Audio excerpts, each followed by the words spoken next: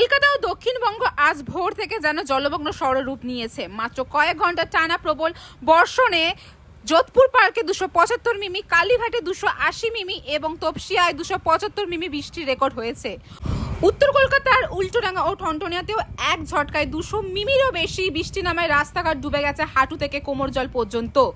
এর জেরে দুর্গাপুজোর প্যান্ডেলে ভিজে নষ্ট হওয়ার আশঙ্কা তৈরি হয়েছে। পুজোর উদ্যোক্তাদের রাত জেগে জল সামলাতে হিমশিম খেতে হচ্ছে। লেক মার্কেট, রাসবিহারী, নাগেরবাজার, বোসপুকুর, তালবাগান সহ একাধিক এলাকায় জলমগ্ন অবস্থা দেখা দিয়েছে। রেলের হাওড়া ও শিয়ালদার ডিপো পর্যন্ত প্লাবিত হয়ে পড়া একাধিক ট্রেন পরিষেবা বন্ধ রাখতে হয়েছে। শহরের স্কুল, অফিস ঘোষণা করা হয়েছে ছুটি কিংবা ওয়ার্ক ফ্রম হোম। টানা বৃষ্টিতে কার্যত থমকে গিয়েছে কলকাতা ও শহরতলির স্বাভাবিক জীবন।